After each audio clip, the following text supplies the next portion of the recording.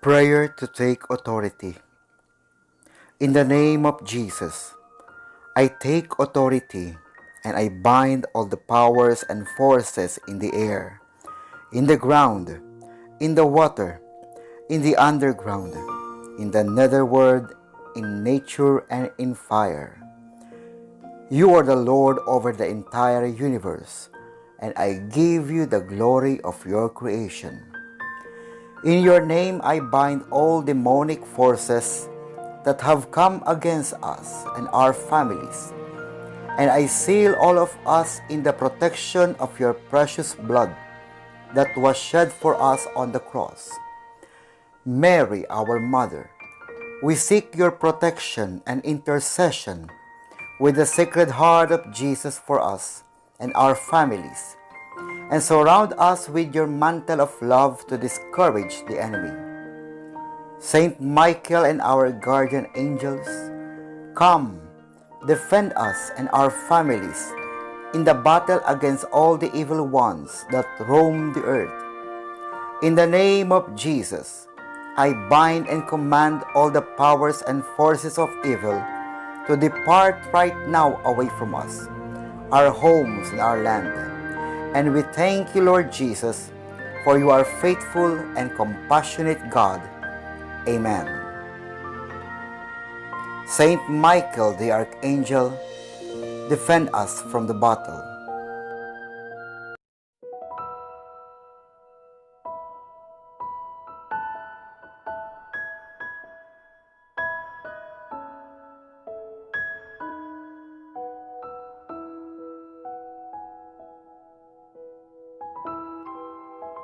A reading from the Holy Gospel according to Apostle Matthew. Then Peter came and said to Jesus, Lord, if another member of the church sins against me, how often should I forgive? As many as 7 times? Jesus said to him, Not 7 times, but, I tell you, 77 times. For this reason the kingdom of heaven may be compared to a king who wished to settle accounts with his slaves. When he began the reckoning, one who owed him 10,000 talents was brought to him, and, as he could not pay, his lord ordered him to be sold, together with his wife and children and all his possessions, and payment to be made. So the slave fell on his knees before him, saying, Have patience with me, and I will pay you everything. And out of pity for him, the lord of that slave released him and forgave him the debt. But that same slave, as he went out, came upon one of his fellow slaves who owed him 100 denarii, and seizing him by the throat, he said, Pay what you owe. Then his fellow slave fell down and pleaded with him, Have patience with me, and I will pay you. But he refused. Then he went and threw him into prison until he would pay the debt.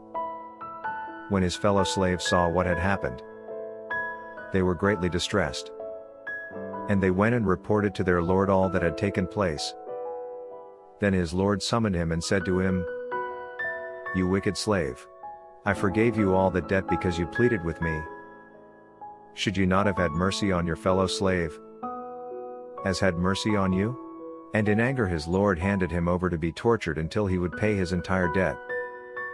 So my heavenly Father will also do to every one of you, if you do not forgive your brother or sister from your heart. When Jesus had finished saying these things, he left Galilee and went to the region of Judea beyond the Jordan. The Gospel of the Lord. Praise to you, Lord Jesus Christ.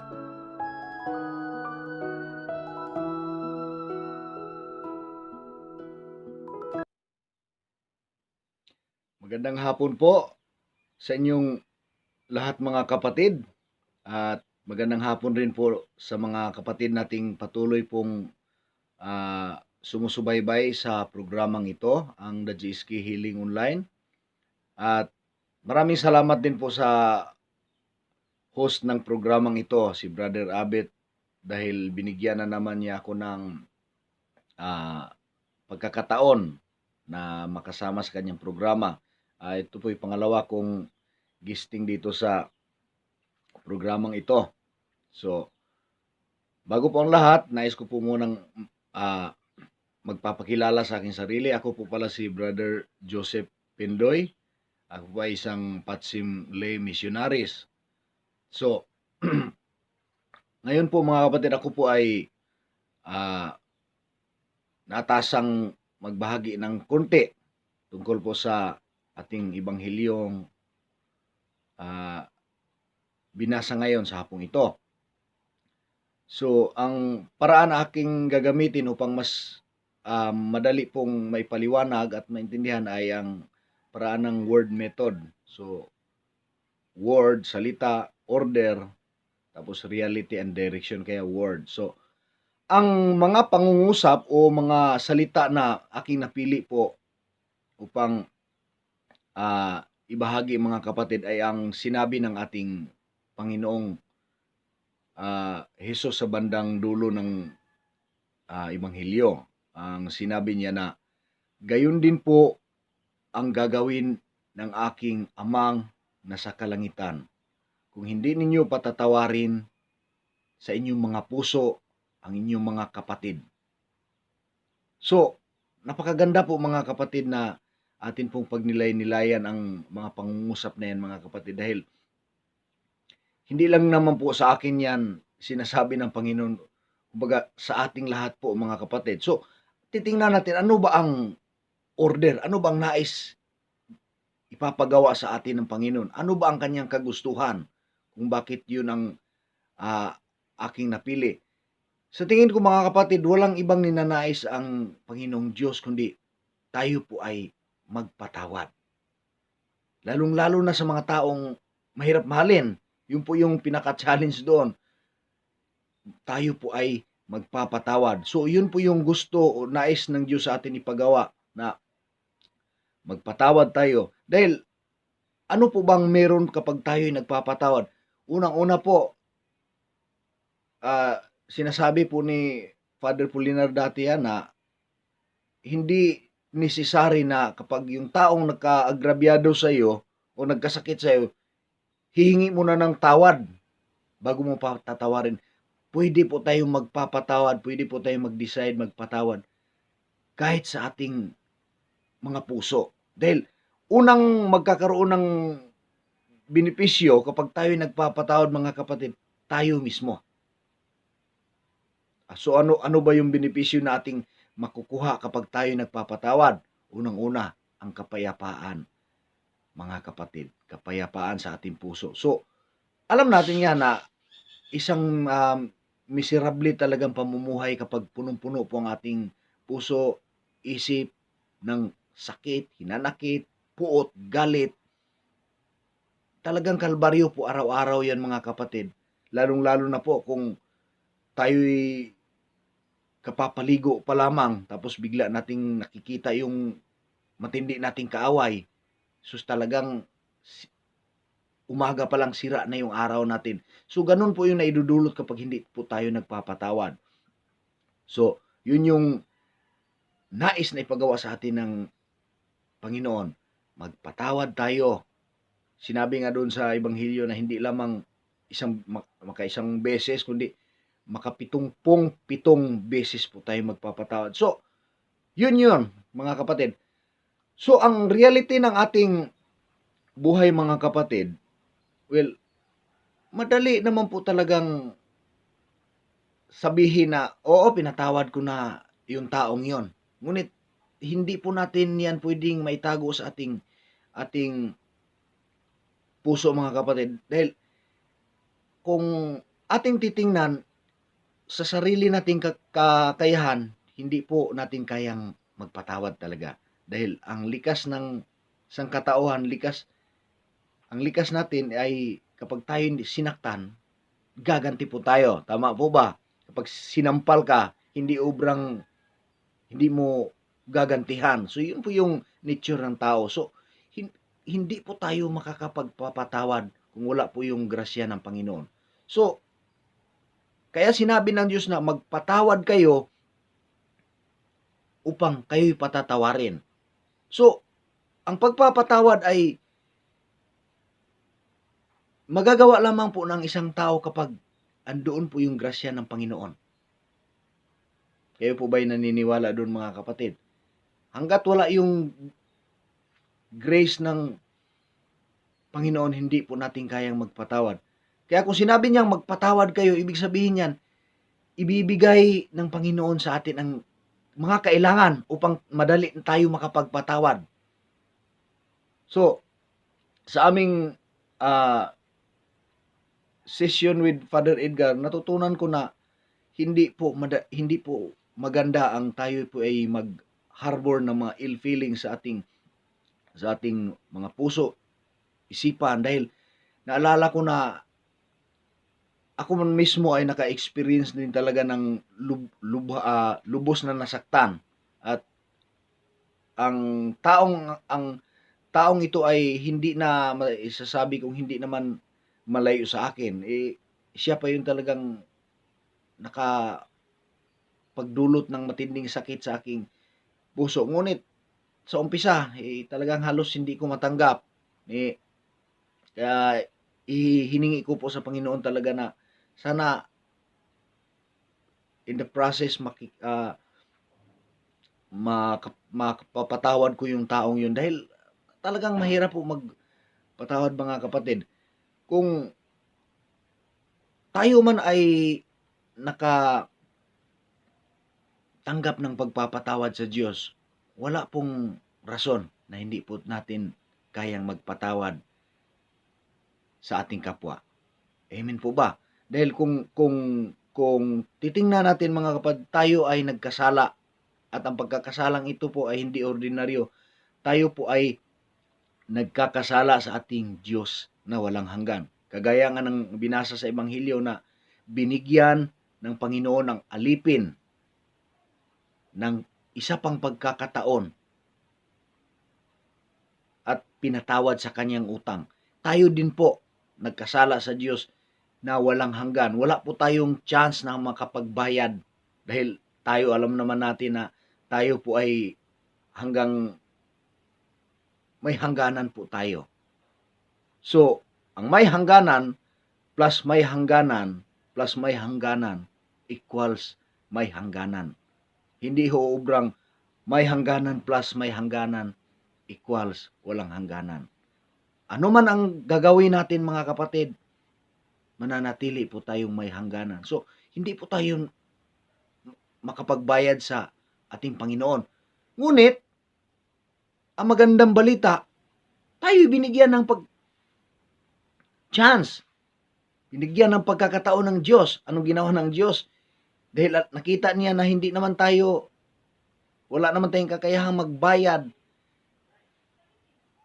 ipinadala niya ang kanyang kaisa-isahang anak dito sa mundong ito upang tayo'y tubusin at iligtas sa ating pagkakasala. Di po ba napakaganda, mga kapatid, na tayo'y nakaka-receive ng pagpapatawad mula sa Diyos, tapos ang pagpapatawad na ating natatanggap po, hindi dapat ito'y mananatili sa ating buhay. Dapat ito ay ating ibabahagi. Parehong pagpapatawad na ating natanggap sa Panginoon, ganun din, dapat tayo'y magpapatawad din sa mga taong nakakasakit sa atin. Sa mga taong nakasakit sa atin na hanggang ngayon, hindi pa humingi ng kapatawaran, pwede tayo mag-decide na magpatawad sa ating mga puso, mga kapatid. At ang mahalaga, na makikita ng Diyos yan, yung sincerity natin na talagang tayo ay desidido na pong magpatawad, mga kapatid. Dahil kung nakikita ng Diyos na nahihirapan po tayo magpapatawad, bibigay po niya ang kanyang grasya upang madali nating mapapatawad ang mga taong nakakasakit sa atin at nagkakasala sa atin. So, ganun din, mga kapatid, lahat ng, hindi lamang po pagpapatawad, lahat ng mga biyaya, mga ibinigay sa atin ng ating Panginoon, dapat hindi lang mananatiling hanggang sa atin lang po mga kapatid. Dapat ito ay ibinabahagi din po natin. Kaya lamang ng ating natatanggap sa Panginoon na oras, dapat marunong din tayong magbalik ng oras sa Panginoon. Marami tayong oras ngayon, lalong-lalo na sa pandemyang ito na ating kinakarap. Halos 24 oras nasa bahay lang po tayo. Dahil karamihan naman po sa atin, yung iba hindi pa makakapagtrabaho. So kasi bawal pang lumabas. So napakarami po nating oras. Dapat marunong po tayong magbahagi ng ating oras. Marunong tayong magbalik ng ating oras sa Panginoon. So yun yon. Tapos treasure.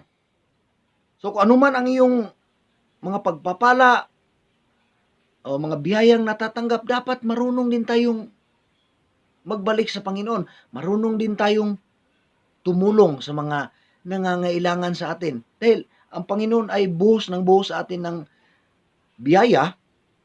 Kung puno na yung kamay mo dahil ayaw mong buksan, paano ka pa tatanggap ng mga bagong pagpapala at mga biyaya sa Panginoon kung nakatikom na yung kamay mo? So, napakaganda mga kapatid na atin din ibabahagi sa iba, lalong-lalo na sa mga taong nangangailangan, yung pagpapala na ating natatanggap sa Panginoon. So, tapos, tayo'y nakakatanggap ng mga talento. Kagaya ko po mga kapatid, ako po ay instrumentalist, ako po ay nagigitara, tumutugtog sa iba't ibang mga communities. So, yun po, isa sa aking paglilingkod sa Panginoon dahil ako naman po ay sa kabila ng kapansanan ng aking kamay, natuto pa rin po ako mag-keyboard, mag-piano, mag-gitar. So, ito ay palatandaan na talagang ito ay ibinigay pansamantala sa akin ng Panginoon ang talentong ito. So, hindi ko ipinagpagkait sa Panginoon. Binabalik ko sa Kanya sa pamamagitan ng aking mga kapwang nangangailangan ng talentong ito. Mga communities na nagre-request na pwede ko ba silang tugtugan ng misa o kung ano pa man, ibinabalik ko sa Panginoon ang aking natatanggap na talento. Sapagkat ito ay pansamantalang hiram lang po lamang mga kapatid. So hindi po ito pag ako'y lumisan na sa mundong ito, hindi ko po madadala ang talentong ito. So, napakaganda mga kapatid na ating mailagay sa ating mga puso at isipan na ang lahat ng ating natatanggap o matatanggap pa sa Panginoon, hindi po yan para sa atin lamang. Sabi nga po doon sa kanta, walang sinuman ang nabubuhay para sa sarili lamang. Tayo ay bilang isang katawan ni Kristo, tayo po ay konektado sa bawat isa. Anuman ang karamdaman ng kalingkingan, damang-dama po yan ng buong katawan mga kapatid. Dahil tayo ay isang mystical na katawan ni Kristo mga kapatid. So, napakagandang pagnilayan mga kapatid ang binasa nating Ebanghelyo na wala pong ibang paraan upang tayo'y panahanan ng banal na Espiritu Santo kung hindi tayo po ay magpapatawad. Dahil ang pagpapatawad mga kapatid, ito po ay magbibigay sa atin ng kapayapaan sa buhay at ito po ay magbibigay sa atin ng magandang relasyon sa Panginoon kapag tayo po ay marunong magpapatawad sa ating kapwa. Kumbaga, nagiging ugali na po natin na hindi po tayo nagkikimkim ng sama ng loob. Dahil pag sabi nga ni Father Edgar na sa kanyang humili na ang tao daw mahilig magkimkim ng sama ng loob sa kanyang puso at isipan, pati daw ang mukha sumasama.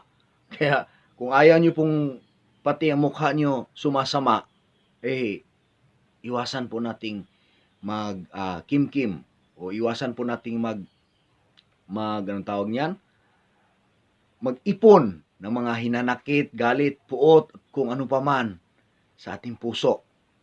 Yan mga kapatid. So, maganda po mga kapatid na bilang isang mystical body of Christ, tayo po lahat ay konektado po sa isa't isa. Kaya dapat tayo po ay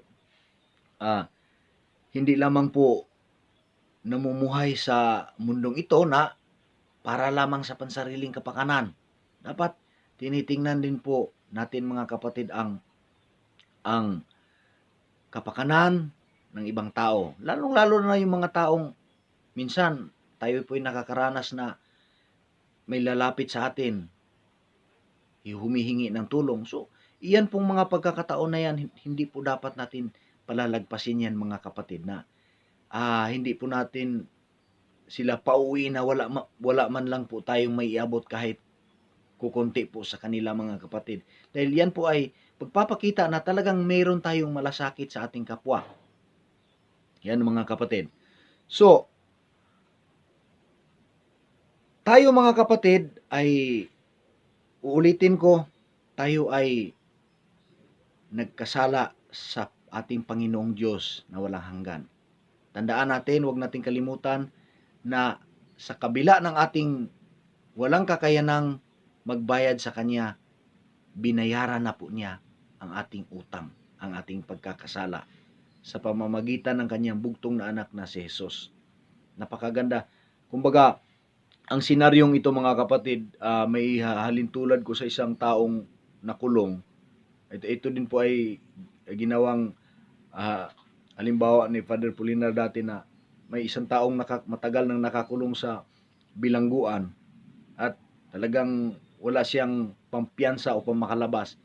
And then suddenly may isang taong dumating at nagsabi, "Brother, laya ka na. Sagot na kita." So, napakaganda. Ang isang taong nakulong, tayo yon. Nakulong sa kasalanan. Ngunit, dumating si Kristo. Sinabi, "Mga kapatid, laya ka na. Sagot kita."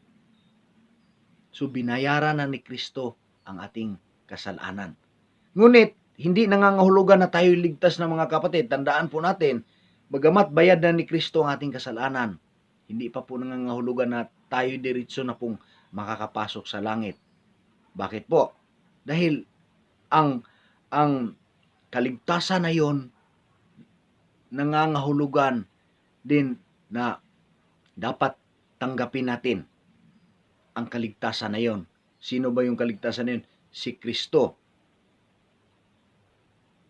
So kung hanggat hindi tayo mag-decide na tumanggap sa Kanya, hindi pa tayo assured na tayo makakapasok na sa langit. Dapat tanggapin natin ang kaligtasan na ito. Walang iba kundi si Kristo. So nawa mga kapatid sa aking pagbibigay ng maikling pagbabahagi ng salita ng Diyos, ito po ay naway magdala sa atin ng realization na tayo'y makapag-realize na oo nga pala, walang rason na hindi tayo magpapatawa dahil alam ko mga kapatid, lahat po tayo may mga kaaway. Amen po ba? Wala po yatang taong ipinanganak, lumaki, tumanda at hanggang namatay na walang kaaway. Meron po yan. Tiyak. So lahat po tayo may mga kaaway, may mga taong nakakasakit sa atin. Tandaan natin, dapat ibabahagi natin din sa kanila ang pagpapatawad na ating natanggap mula sa ating Panginoong Diyos, mga kapatid. So, bilang aking pagtatapos, mga kapatid, sa maikling maikli kong pagbabahagi sa salita ng Diyos, naway ito'y makapagbigay man lang ng inspiration din sa mga ibang nakikinig na ang ating buhay dito sa mundong ito ay pansamantala lamang po. So, kaya habang tayo'y nabubuhay, gawin na nating pinakamaganda ang ating buhay dito sa mundo.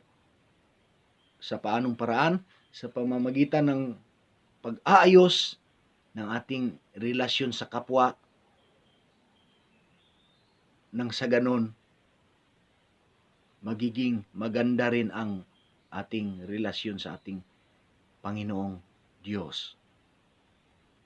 Muli po, ako po ay nagpapasalamat sa pagkakataong ito na ako po ay nanyayahan ni Brother Abet sa kanyang programa.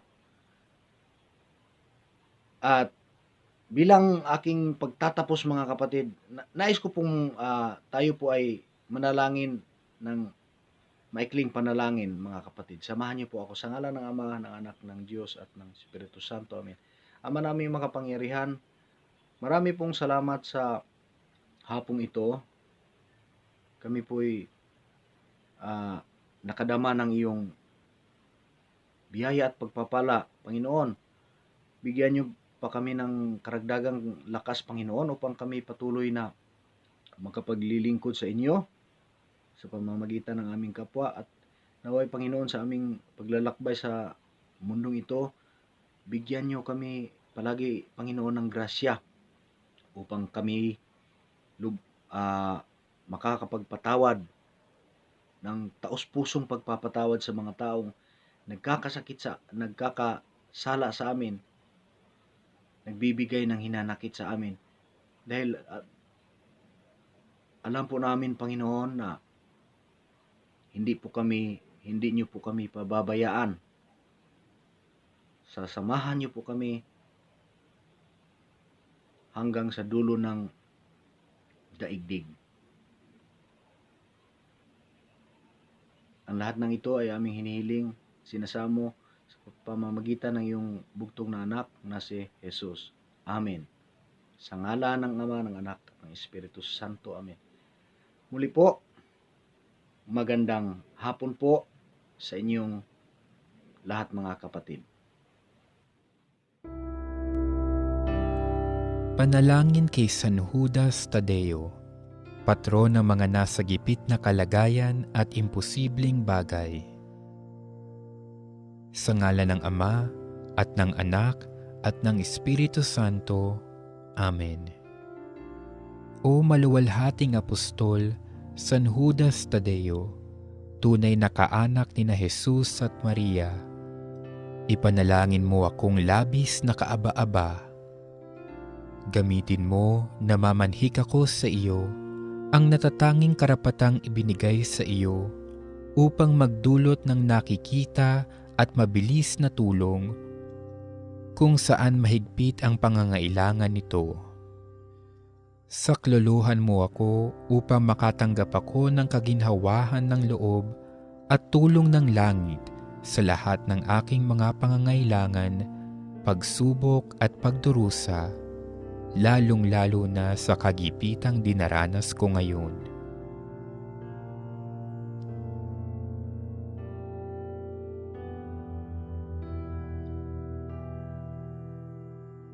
Ipagkaloob mong purihin ko ang Diyos kasama mo at lahat ng mga banal, magpakilanman. Amen. San Judas Tadeo, patron ng mga nasa gipit na kalagayan, ipanalangin mo kami. Sa ngalan ng Ama, at ng Anak, at ng Espiritu Santo. Amen. Oratio Imperata against COVID-19.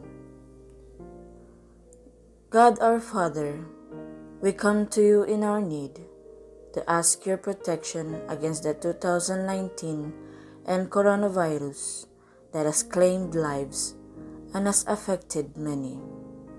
We pray for your grace for the people tasked with studying the nature and cause of this virus and its disease, and of stemming the tide of its transmission.